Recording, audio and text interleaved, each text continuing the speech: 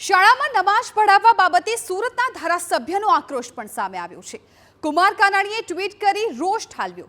સ્થાનિક તંત્ર સામે તેમણે સવાલ ઉઠાવ્યા છે। વહીવટી તંત્ર શું કામમાં છે તેવું કાનાણીએ કહ્યું છે। વહીવટી તંત્ર શું કોમામાં છે તેવું નિવેદન પણ કાનાણી તરફથી સામે આવ્યું છે। એટલે આખા આવી વાતને લઈને અત્યારે જાણે ગુજરાતની જે જનતા છે તેમાં હિન્દુ ધર્મના લોકોમાં પણ રોષ છે અને ક્યાંક રાજનીતિ થતું પણ દેખાઈ રહ્યું છે। ત્યારે એ સ્પષ્ટ કરવું પણ ખૂબ જરૂરી છે કે શું આ આંગણવાડીનો વિવાદ છે એ ખરેખર વિવાદ છે।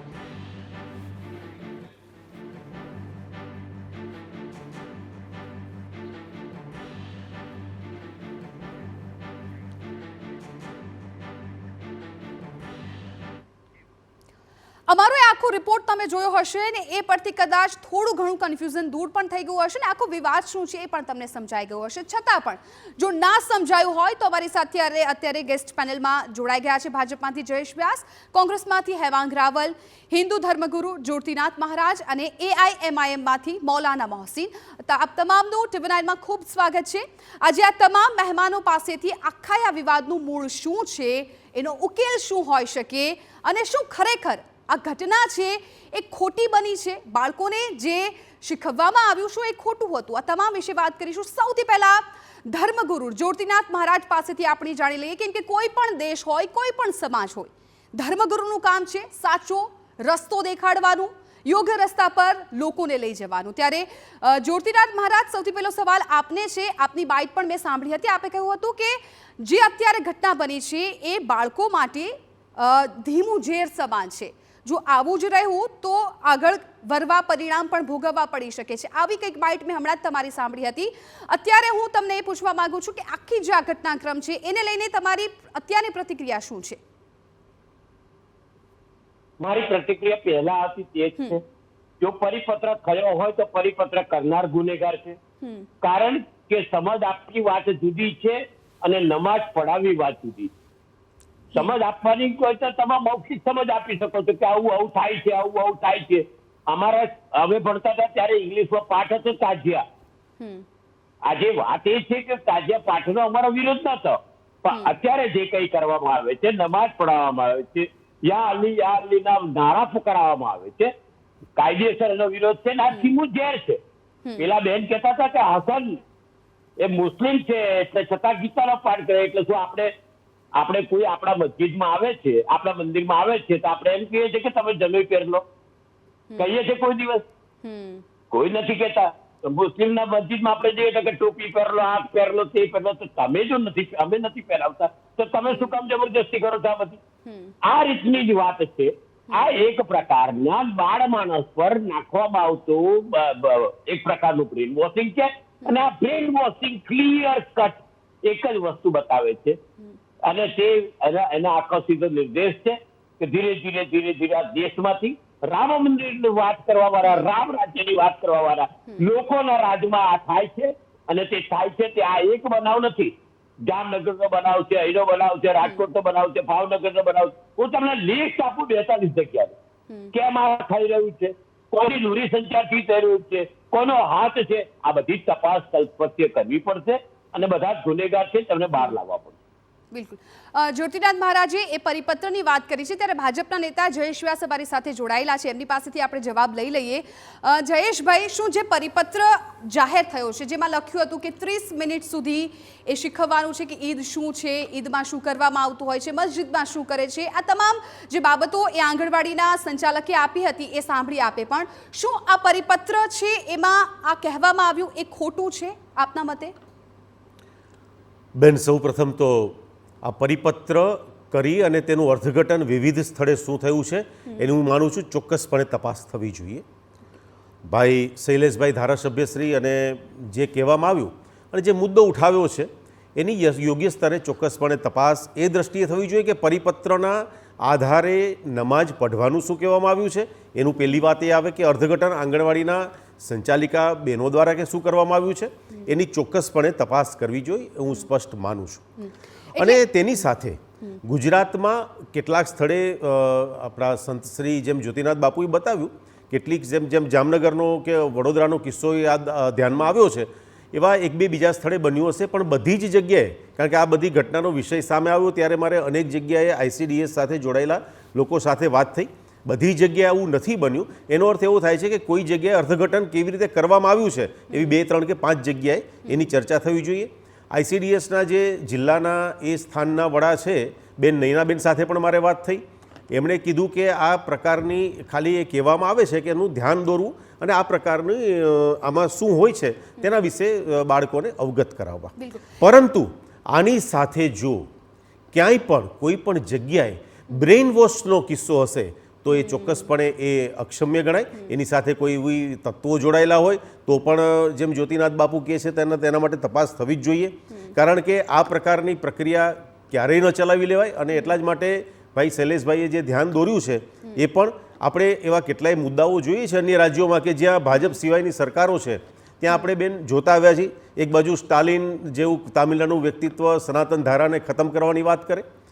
આજે જ હજી બંગાળમાં તારકેશ્વર મંદિરના અધ્યક્ષ તરીકે મુસ્લિમની નિયુક્તિ આ INDI ઇન્ડી ગઠબંધનમાંથી મમતા સરકારે એક મુસ્લિમની નિયુક્તિ તારકેશ્વરમાં કરી છે. આ બધું પ્રકારના ખેલ એ લોકો કરી રહ્યા છે. ત્યારે હું ચોક્કસપણે કહીશ કે પરિપત્રનું અર્થઘટન શું થયું છે.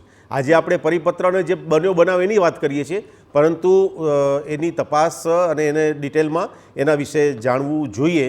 એમાં કોઈ બેમત ન હોઈ શકે. અને ચોક્કસપણે હા, એ જ વસ્તુ ચોક્કસ કહેવા માગીશ કે દાખલા તરીકે જેના વિશે માત્ર સામાન્ય જાણકારી હોય કે ભાઈ જેમ જ્યોતિનાથ બાપુએ કહ્યું કે ભાઈ જાણકારી એના માટેની હોય કે ભાઈ સામાન્ય રીતે મુસ્લિમ ધર્મમાં શું હોય, પારસી ધર્મમાં શું હોય, એના અલગ અલગ તહેવારો આવતા હોય ત્યારે શું હોય, એની એક જ્ઞાન કે સમજ આપવામાં આવે. એ સમજ તો આપણા વર્ષોથી આપણે આપવામાં આવે છે. અમે જ્યારે ભગવદ્ ગીતાની વાત કરીને જ્યારે આવ્યા હતા ત્યારે પણ એનો ઘોર વિરોધ કરનારા લોકો પણ નીકળી આવ્યા હતા આપણા ગુજરાતમાંથી જ. અને એની સાથે ચોક્કસપણે આની તપાસ આવકાર્ય છે અને થશે. સરકાર એના માટે બિલકુલ કરશે. એટલે જયેશભાઈ, અત્યારે તમે તપાસની વાત કરો છો, પણ આપણે અહીંયા બહુ ક્લિયર કટ વાત કરવી છે, કેમ કે બહુ જ સંવેદનશીલ મુદ્દો છે. બાળકોને લઈને આ મુદ્દો છે, ધર્મને લઈને આ મુદ્દો છે.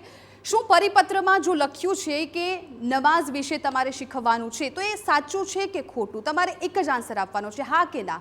જો શીખવવામાં આવ્યું છે, શીખવ્યું છે, તો શું એ કોઈ ખોટી બાબત કહી શકાય? પરિપત્રના આખા ગુજરાતની અંદર ક્યાંય નમાજ પઢવાના જે ઘટના બની છે 3 કે 4 જગ્યાએ કે 5 જગ્યાએ બની હશે, પરંતુ કંઈ બધાએ એક સરખું અર્થઘટન નથી કર્યું. એટલે જ હું ફરીને આનો જ પ્રત્યુત્તર તમને આપી રહ્યો છું કે સામાન્ય સમજ આપવી એ એક વાત છે અને અન્ય રીતે એને લોકો એને લઈને ટિપિકલ રીતે આગળ વધતા હોય તો બંનેમાં વસ્તુ જુદી છે. અને ફરીથી કહું છું કે પરિપત્રની ચર્ચાનો આધાર એ કેવી રીતે કરવામાં આવ્યો છે અને કેવી એને અર્થઘટન શું કરવામાં આવ્યું છે, એટલા જ માટે હું સ્પષ્ટપણે તપાસનું કહું છું. બિલકુલ. કોંગ્રેસમાંથી હેમાંગ રાવલ પણ અમારી સાથે જોડાઈ ગયા છે. હેમાંગભાઈ, જે રીતે જયેશભાઈ કહ્યું છે કે આ પરિપત્રની અર્થઘટન છે કરવામાં આવ્યું છે, કેમ કે અમુક એવી શાળાઓ છે કે જ્યાં આ પ્રકારનું કોઈ પરિપત્ર આવ્યો હોય એવી જાણકારી નથી. અમુક જ શાળા છે કે જ્યાં આ પ્રકારનું અત્યારે કરવામાં આવ્યું છે. તમારી પ્રતિક્રિયા આખા આ મામલા લઈને શું છે? જો સૌપ્રથમ તો આપણું ગુજરાત એ રાજ્ય છે આ વસંત રજબની ભૂમિ છે. 1946 ની અંદર રથયાત્રા બાદ રમખાણો ફાટી નીકળ્યા હતા અને ટોળાને બચાવવા માટે થઈને વસંત રજબે પોતાની જાનની આહુતિ આપી હતી. આ એ વસંત રજબ છે. હું પોતે જે ગામમાંથી આવું છું, ધાંગધ્રા ગામ, ત્યાં હુસેનનો ઘોડો જે છે ને એ મારા હિન્દુ મિત્રો જે છે મુસ્લિમો માટે બનાવે છે. અને નવરાત્રીની અંદર મારા મુસ્લિમ બહેનો જે છે એ માતાજીના ગરબા ગાય છે. આ પરિપત્ર જે છે સરકાર દ્વારા કરવામાં આવેલો છે. કોઈ ખોટું અર્થઘટન કરવામાં નથી આવેલું. આની અંદર સ્પષ્ટ લખેલું છે કે, અને એનો અમારી જોડે સ્ક્રીનશોટ પણ છે કે અડધો કલાકનો તમારે કાર્યક્રમ આપવાનો છે, જેમાં ઈદના દિવસે મુસ્લિમ સમાજ શું કરે છે તેની માહિતી આપવાની છે. અને બહેને એની માહિતી આપી છે. અને માહિતી આપ્યા પછી જો ભારતીય જનતા પક્ષના પ્રવક્તા એમ કહેતા હોય કે તપાસ થવી જોઈએ, તો બિલકુલ થવી જોઈએ તપાસ એ થવી જોઈએ કે ભાજપે આ પ્રકારનો પરિપત્ર કર્યો છે તો શા માટે કર્યો છે. અને ભાજપ સરકારના ધ્યાનમાં જો આ પ્રકારનો પરિપત્ર ના હોય તો એનો મતલબ એમ થયો કે અધિકારીઓ પોતાની રીતે મનમાની કરે છે. મને એવું લાગે છે કે આખા ગુજરાતની અંદર તમે કહો છો કે 4 કિસ્સા આયા છે, ભારતીય જનતા પક્ષના પ્રવક્તા કહે છે 5 કિસ્સા આયા છે. એ તો વિડીયોના કિસ્સા હશે અથવા વિડીયો દ્વારા બહાર આવ્યા છે. જ્યારે પરિપત્ર થયો હોય અને પરિપત્રની અંદર સ્પષ્ટ લખેલું હોય અને એ પરિપત્રના આદેશથી ગુજરાત સરકારે આખું જે છે એ એમના શિક્ષણ મંત્રીની આંગણવાડીની જેમની જવાબદારી છે એમને પણ આની અંદર જવાબદારી સ્વીકારવી જોઈએ અને તપાસ કરવી હોય તો એ કરવી જોઈએ કે આ પરિપત્ર થયો છે તો પરિપત્ર કોણે કર્યો છે અને સરકારે જો આ પરિપત્ર કરવામાં ભૂલ કરવી હોય તો એ સ્વીકારે. અહીં તો ભારતીય જનતા પક્ષના પ્રવક્તા એમ કે છે કે ના, ધર્મની બાબત સારી છે અને તો ભણાવવી જ જોઈએ. ગીતા આપણે જ્યારે ગીતાજીના પાઠ લાવવાના હતા ત્યારે કોંગ્રેસે સ્વાગત કર્યું હતું, પણ ગીતાજીના પાઠ આવતા આવતા 1.5 વર્ષ થઈ ગયું અને હજી પણ એ કોઈ તાસની અંદર ગોઠવાયા નથી કે ભણવામાં નથી આવતું કે એને પરીક્ષાની અંદર લેવામાં નથી આવતા. એ એક અલગ બાબત છે. પરંતુ આજે આપણે આ વાતને પશ્ચિમ બંગાળ સાથે તમે જોડો કે બીજી કોઈ જગ્યાએ જોડો, તેને જોડવાની જરૂર નથી, કારણ કે દંભી હિન્દુત્વનો પરપોટો ફૂટી ગયો છે. અયોધ્યાની અંદર ઇન્ડિયા ગઠબંધનની જીત થયેલી છે. હમણાં જ તાજેતરમાં જગતગુરુ શંકરાચાર્ય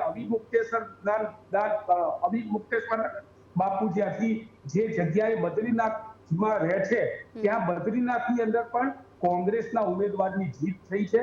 કોંગ્રેસના જે સર્વધર્મ સંભાવની વાતો છે એ વાતો ઉપર આખો આપણો દેશ ચાલી રહ્યો છે.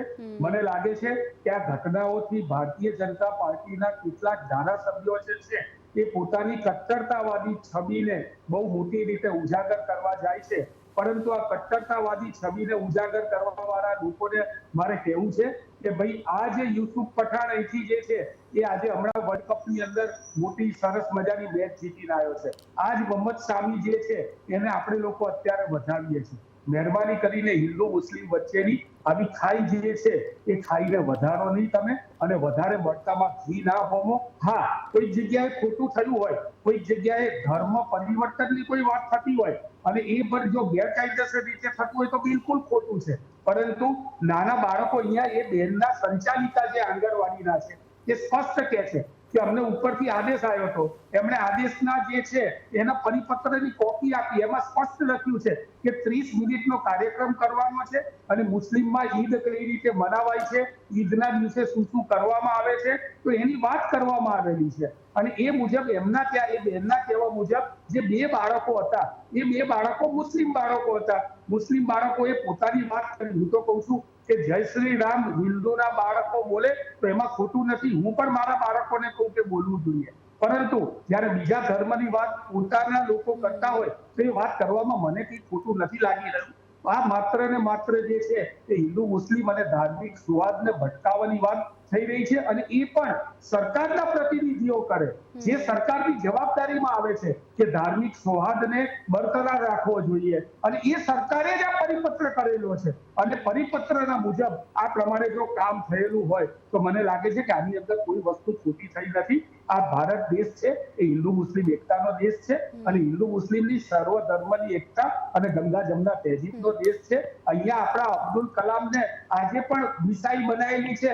એ મિસાઇલના ભરોસે આપણે આખી દેશ અને આખી દુનિયાની અંદર આપણો જ્યારે ડંકો વગાડતા હોય એને આપણે મિસાઇલ મેન કહેતા હોય ત્યારે આવા નવા મિસાઇલ મેનો આ આંગણવાડીથી જ બહાર નીકળવાના છે, અહીંથી ભણીને જ આગળ આવવાના છે. આવા મિસાઇલ મેનોના આવા બાળકોના મનમાં આવા પ્રકારના સમાચારો પણ ફેલાવીને મને લાગે છે વેરઝેરની પ્રવૃત્તિ છે એ વધારે કરવામાં આવી રહી છે. બિલકુલ. એટલે હેમાંગભાઈ જે રીતે કહી રહ્યા છે જયેશભાઈ, સીધા જ ભાજપ પર આક્ષેપ લગાવી રહ્યા છે કે સરકાર થ્રુ જ આ પરિપત્ર આવ્યો છે અને વાત સાચી પણ લાગી રહી છે, કેમ કે જ્યારે સરકાર થ્રુ કોઈ પરિપત્ર આવતો હોય તો એમનેમ તો એ બહાર નથી પાડી દેવામાં આવતો. એમાં ચોક્કસપણે કોઈ તપાસ થતી હશે, એનું પણ કંઈક પ્રૂફ રીડિંગ થતું હશે ને. અત્યારે તમે દર વખતની જેમ એક જ તમારો જવાબ આપતો હોય કે તપાસ થશે, પરંતુ તપાસ કર્યા બાદ જ કોઈ પરિપત્ર જાહેર થતો હશે ને? બેન, સ્પષ્ટ રીતે તપાસનો વિષય આપણે એ કીધો છે કે એના અર્થઘટનની તપાસ, કારણ કે 30 મિનિટનો કાર્યક્રમ આપવો એ ચોક્કસ વાત છે, પરંતુ સાથે સાથે નમાજ પઢાવવી કે કેમ એ વિષય અને સર્વધર્મ સંભાવની વિષયો છે તો જ સરકારે પરિપત્ર કર્યો હોય. એટલે મારે આગલા સ્ટેટમેન્ટની અંદર કોઈ વિષય એ રીતે મૂકેલો નથી કે જેથી કરીને એનું વિપરીત કે વિકૃત અર્થઘટન કરવામાં આવે. પહેલી વાત, આ બહુ સ્પષ્ટ રીતે ભારતીય જનતા પક્ષના પ્રતિનિધિ તરીકે કહું છું કે આ વિષય મેં કંઈ કહ્યો જ નથી આ મંચ ઉપરથી કે દાખલા તરીકે આ ન જ થવું જોઈએ કે આ થવું જોઈએ.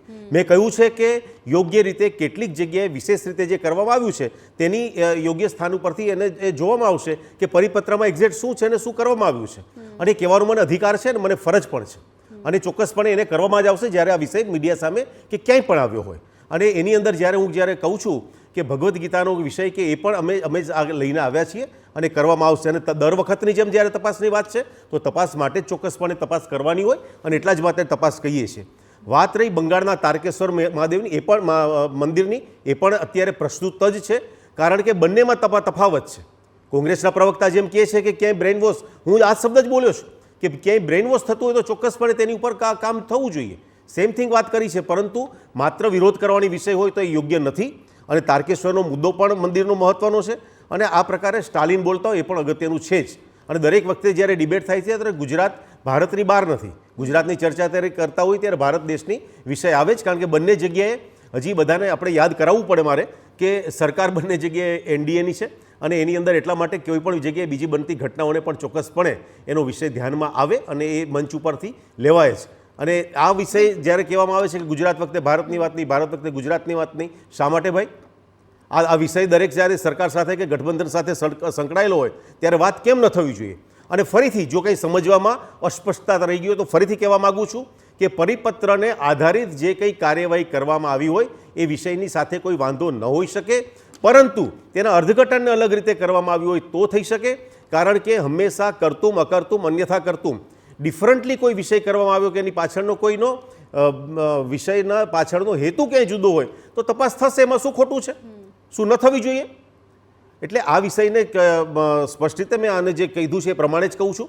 અને પરિપત્રના આધારે સમજ આપવાની વાત હોય તો સમજ અપાય, ચોક્કસપણે અપાઈને અપાવી જોઈએ, પરંતુ એના આધારે બીજું કંઈ ઘટના કે આગળ પાછળ થયું હોય તો એની તપાસ થાય. Nothing wrong with that. અને ક્યાંકથી વાલીઓનો વિરોધ આવ્યો છે કે એમણે ત્યાં તપાસનો વિષય મૂક્યો છે કે ધારાસભ્યએ કહ્યું છે, તો તેના આધારે આપણે એમ નથી કહેતા કે આ કામ જ થયું છે કે તેમ નથી થયું, કામ થવું જોઈએ કે નથી થવું જોઈએ, અત્યારે ચર્ચા નથી કરતા. પરંતુ જે થયું હોય તો એને યોગ્ય રીતે જોવામાં આવે અને ઝીણવટથી નિરીક્ષણ કરવામાં આવે. એના આધારે કોઈ પણ વિષયને ક્યાંક સમજનો ફેર થતો હોય તો એને યોગ્ય રીતે આગળ વધારવામાં આવે. અને આ માત્ર પરિપત્રનું અર્થઘટન એ ધર્મ શું કોઈ પણ વિષયમાં પરિપત્ર અર્થઘટનનો વિષય આવી શકે છે, આ બહુ સ્પષ્ટ હોય. અને એની અંદર હું માનું છું કે જો આપણે સ્વસ્થ ચર્ચા કરવી હોય તો એ દ્રષ્ટિએ થોડીક સ્વસ્થતાથી કરવી જોઈએ. હું આની પહેલાં પણ આગળ એવું કંઈ બોલ્યો જ નથી. ઠીક છે. મૌલાના મોહસિન પણ આપણી સાથે જોડાયેલા છે.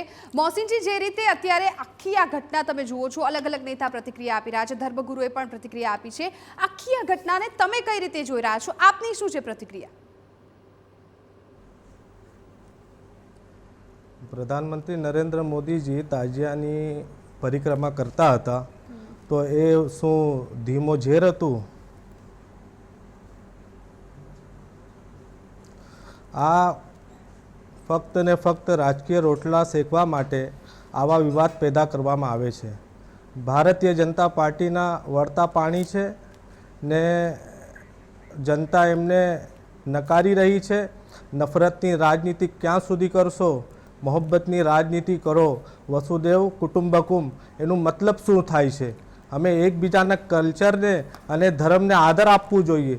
જો કે આ લોકો નાના નાના ભૂલકાઓ પર રાજનીતિ કરી રહ્યા છે. બિલકુલ.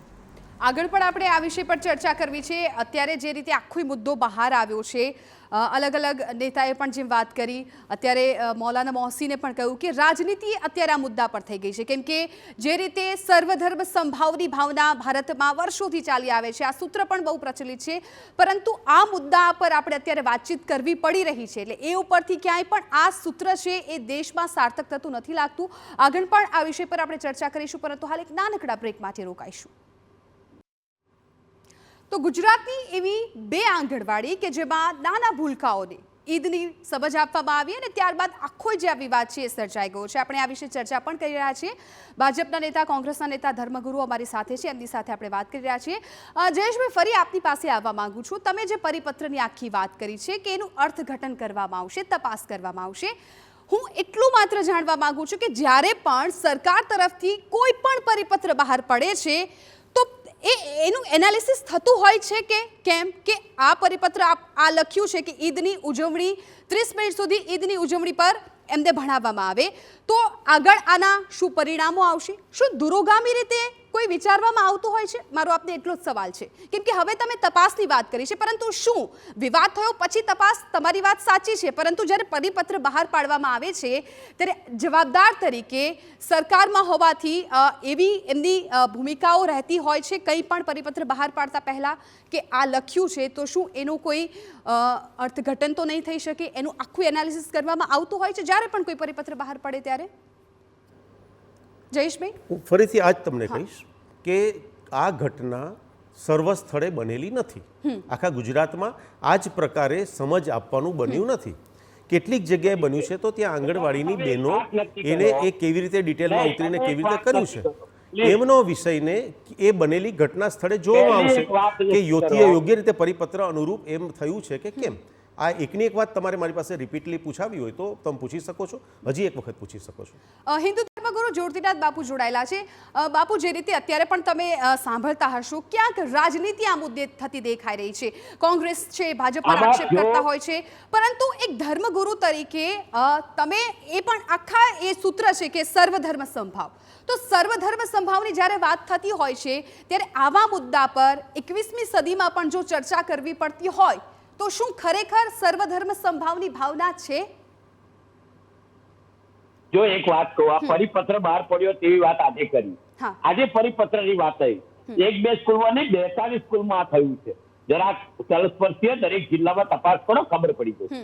અમે એમને એમ કશું બોલતા નથી, પહેલી વાત. બીજા નંબરની વ્યાસજીને જાણકારી આપું કે જ્યારે રમજાન ઈદ થઈ હતી ત્યારે પણ આવું થયું હતું. બકરા ઈદ થઈ હતી ત્યારે પણ મેં 6 સ્કૂલની ડિટેલ આપી હતી. કેમ આજ લગી તપાસ નથી કરી? ત્યારે પણ આ વિવાદ થયો હતો. કેમ આજ લગી તપાસ નથી કરી? ને તપાસ કરી તો પરિણામ શું લાવ્યા તમે? કોઈ પરિણામ નથી આવતું. ખાલી વાર્તાઓ કરો છો. તમારા અધિકારીઓ તમારી સરકારની અંદર તમારા કયામાં નથી એવું કહેવા માંગો છો, અથવા તો પરિપત્ર તમારા સરકારની દોરવણીથી થયો છે તો સરકારે ખોટું કર્યું છે. આ ખરેખર કરનારી ક્ષેત્ર એવું ગામ છે કે જ્યાં એક પણ ઘર મુસ્લિમ નથી.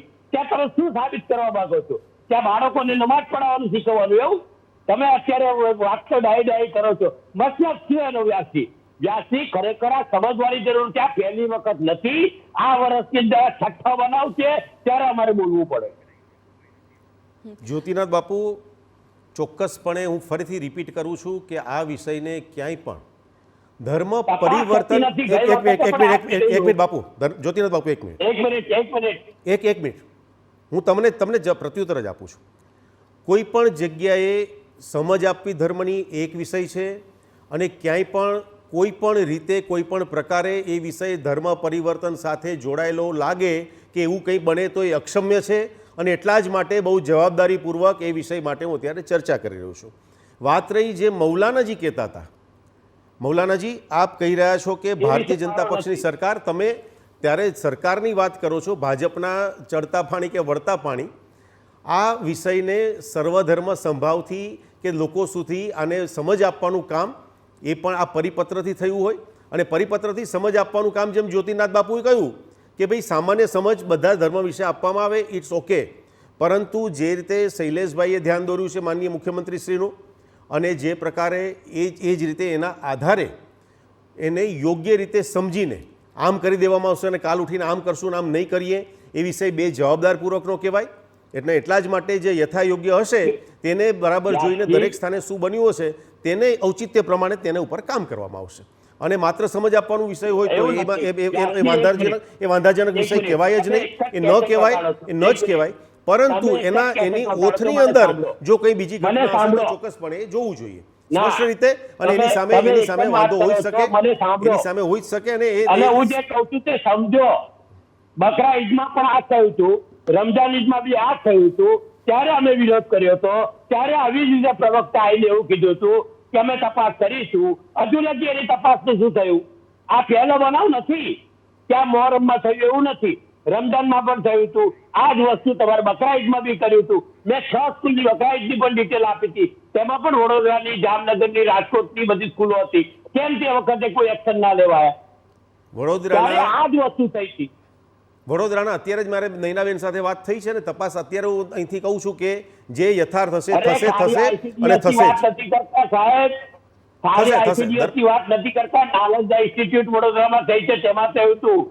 રાજકોટમાં કાલાવડ રોડ પર એક સ્કૂલમાં થયું હતું. તમે કેમ એક જ ખાલી તમારી સરકારી શાળાઓની વાત કેમ કરો છો? અત્યારે Private વિષય શાળાઓમાં બી થયું હતું. આંગણવાડીનો હોવાને કારણે ICDS નો વિષય છે અને એની સાથે મેં ચર્ચા કરી છે અને કાલે મેં વિનોદ રાવ સાહેબનું પણ ધ્યાન દોર્યું હતું.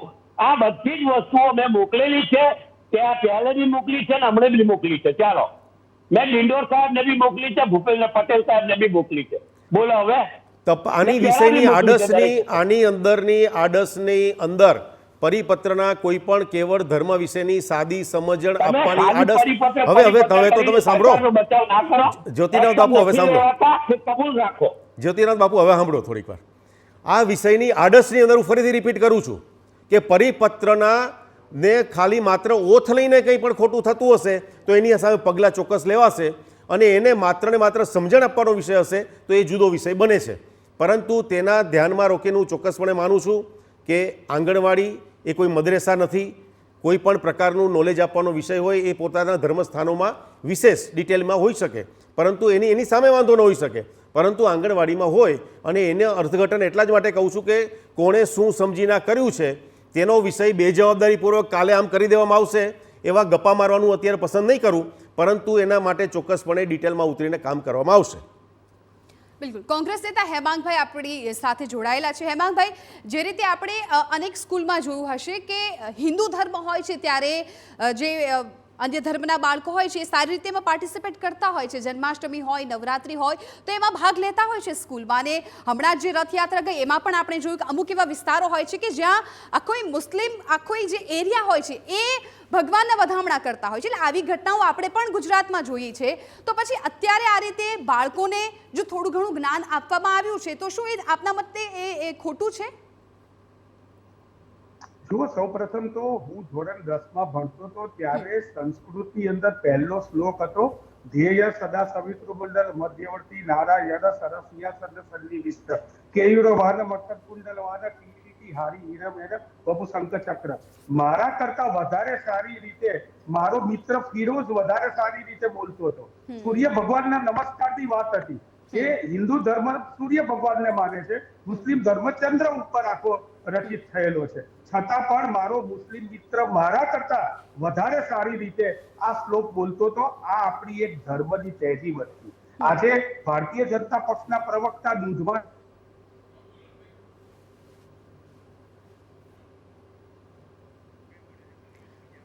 તો ટેકનિકલ ખામીને કારણે એમનો પૂરો જવાબ આપણે નથી લઈ શક્યા. આપણે આગળ પણ જવાબ લઈશું. મૌલાના મોહસિન જોડાયેલા છે. મોહસિનજી, જેમ આગળ પણ તમે કહ્યું હતું ભાજપ પર આક્ષેપો કર્યા હતા, પરંતુ અત્યારે ભાજપના પ્રવક્તા પણ કહી રહ્યા છે કે તપાસ કરવામાં આવશે અને બાળકોને કોઈ પણ પ્રકારનું ગેરમાર્ગે દોરાય એ રીતે કોઈ પણ ના ઈચ્છતું હોય છતાં પણ તમે કહ્યું કે ભાજપની જે સરકાર છે એ બાળકોને ગેરમાર્ગે દોરતી હોય છે, આવી રીતે પરિપત્ર રાજનીતિ કરવામાં આવતી હોય છે. તો તમને શું લાગે છે કે અત્યારે જે પણ ઘટના ઘટી છે એ ખરેખર કોઈ કારણોસર કરવામાં આવી છે, એની પાછળ બીજા કોઈ કારણો જવાબદાર હોઈ શકે છે? આપને શું લાગી રહ્યું છે? જેમ રમઝાન ઈદની સમજણ બાળકોને આપવામાં આવે છે એમ જ હોલીની પણ સમજણ બાળકોને આપવામાં આવે છે. દિવાળીની પણ સમજણ બાળકોને આપવામાં આવે છે. તો ત્યારે મુસ્લિમ સમાજે વિરોધ નથી કર્યો, પછી આ લોકો કેમ વિરોધ કરે છે?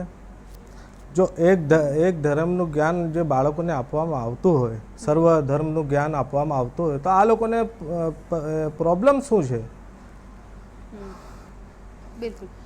હેમાંગભાઈ મારી સાથે જે ભગવાન જગન્નાથની યાત્રા નીકળે છે તો મુસ્લિમ વધારે છે, તો ત્યારે વિરોધ કરો ને કે કેમ વધારે છે. એક તરફી વાત નહીં કરો, આ ઝેર ગોલવાનું કામ નહીં કરો, હિન્દુ મુસ્લિમને લડાવવાનું કામ નહીં કરો. હેમાંગભાઈ, આપ આપની વાત પૂરી કરો. હેમાંગભાઈ, અમારા ધારાસભ્ય ઇમરાનભાઈ ખેડાવાલાએ એક બોર્ડ મૂકેલું છે. આ બોર્ડ તમે જુઓ, આ બોર્ડ તમારા કેમેરામાં જુઓ.